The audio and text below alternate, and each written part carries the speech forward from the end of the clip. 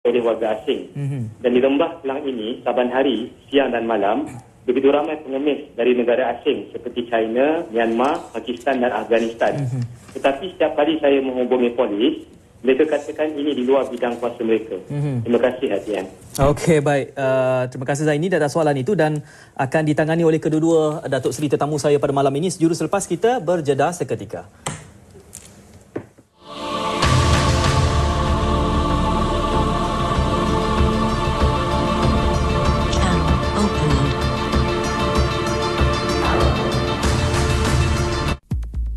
Anda kreatif dan berteknologi robotik, berkonsepkan binaan piramid. Buktikan kecanggihan anda mencipta robot berteknologi tinggi dengan menyertai pertandingan Robocon peringkat kebangsaan 2010. Terbuka kepada semua penuntut IPTA, IPTS dan Politeknik seluruh Malaysia. Maklumat lanjut dan muat turun borang penyertaan, layari www.robofest.org.my.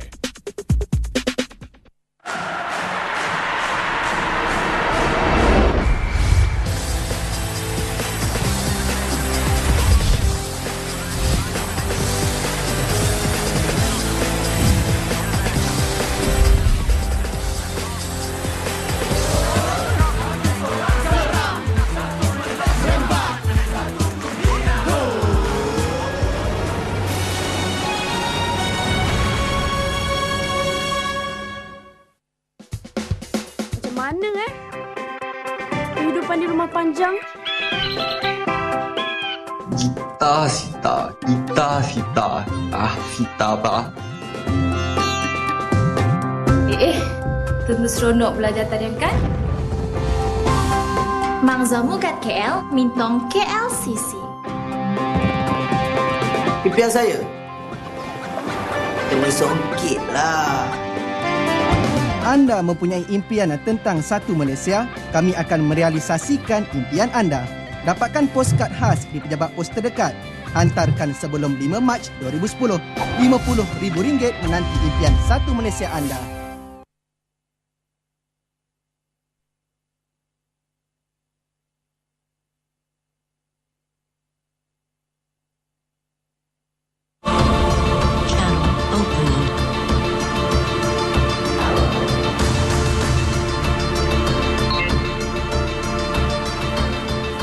Di luar lingkungan membicarakan secara langsung, seriuskah kerajaan menangani atau memerangi jenayah? Dan seketika tadi sebelum kita berjeda, Zaini dari Bandar Baru Bangi telah pun mengemukakan soalan. Saya yakin kedua-dua Datuk Seri ingin memberikan pandangan balas, tapi saya ingin himpunkan sekali dengan email yang kami terima dari Azhar di Manjung, Perak, yang mana email itu menyebutkan tentang melihat statistik jenayah melibatkan kola putih. Dan adakah ia berada pada tahap yang membimbangkan? Azhar bertanya, seperti yang dapat disaksikan di kaca TV kini. Bagaimana pula jika ia dibandingkan dengan jenayah jalanan? Kerana dianggap bahawa kola putih ini memberikan kemusnahan yang lebih besar pada ketika ini. Itu pandangan dari Azhar. Bersekali saya majukan soalan ini dengan apa yang dinyatakan oleh Zaini dari Bandar Baru Bangi dulu, Datuk Seri Idris.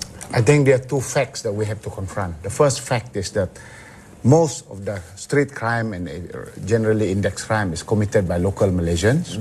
Second fact is that there is also an increase in the incidence of crime brought around by foreign workers. So both of them we need to confront. And so the approach that we've taken is that it's a holistic approach to confront with both of those facts. And we believe that all these activities that we're doing is already delivering results, although we're just piloting them now. The proof of concept is there. Once we really roll it out, we feel convinced that we'll be able to reduce street crime. Itu yang kita harapkan. Jadi keseriusan soal kola putih ini daripada email Azhar menganggap itu lebih besar kemusnahannya. White collar crime. White collar crime is a little bit more difficult to handle. The good news is that the Chief Justice in their office, they've already begun to attach to deal with the backlog of a lot of the white collar crime. So by, I think they're estimated by June this year, most of the backlog on the commercial crimes will have really brought down to almost zero, no backlog. So that I think is a very good thing what CJ is doing. Now the other things that we have to do is to make sure that we focus on corruption. That's why the other NKRA is corruption. So a lot of issues on corruption when we begin to implement those activities, we will reduce big time, in my opinion, white collar crime. Jadi menjelang Jun, di luar lingkungan akan bicarakan tentang white collar crime ini juga. Tapi saya juga tertarik, tadi kita ada menyentuh sedikit tentang keanggotaan. Anggota polis juga masih belum mencukupi. Malah dari segi nisbahnya perlu ditambahkan dengan berlipat kali ganda. Pada penyesuaian yang telah dilakukan oleh pihak polis dan pegawai keselamatan untuk memenuhi keperluan-keperluan menangani jenayah. Bayangkan saya rekrutmen secara besar-besaran kali terakhir tahun 1969. Okey. Jadi kita nak tambah jumlah anggota polis dalam sekelip mata bukan satu perkara yang mudah. Sebab itu di bawah rancangan Malaysia ke-10 yang akan dibentangkan bulan Jun ini, tumpuan akan diberikan kepada pusat-pusat latihan polis, Polapol, untuk melihat kita punya agenda dalam jangka masa medium term dengan long term. Tetapi sehingga Polapol ini baru yang dan nak naik taraf dapat dilaksanakan di bawah RMK 10, usaha seperti ini yang saya sebutkan tadi, di mana kita libatkan pelbagai pihak-pihak berkepentingan. Contohnya kalau kita kata Rela dan JPAM saja, 1899 telah pun dilatih untuk kita letakkan di kawasan-kawasan panas. 1257 badan-badan sukarelawan ini telah pun kita kena pasti di kawasan-kawasan di luar 50 kawasan panas tadi. Ini tak masuk polis simpanan, tak masuk polis yang pihak-pihak yang telah sanggup ke hadapan, JLC dan juga pihak-pihak swasta untuk membantu kita. Dan ini akan kita buktikan dalam masa terdekat dalam konteks presence itu sahaja. Ini belum lagi inisiatif lain yang kita nak umumkan. Sesuailah 2 bulan lagi ya. Kita tengok semula kesannya. Kita nak melihat dari segi statistiknya. Hamzah di Facebook bertanyakan tentang bagaimana penurunan kadar jenayah ini dikira kerana beliau menimbulkan kemusykilan. Adakah ianya bersandarkan pertama kepada pencegahan, yang kedua bilangan kes yang dapat diselesaikan, atau yang ketiga kurangnya aduan yang diterima, ataupun yang keempatnya kurangnya kejadian jenayah yang dikesan.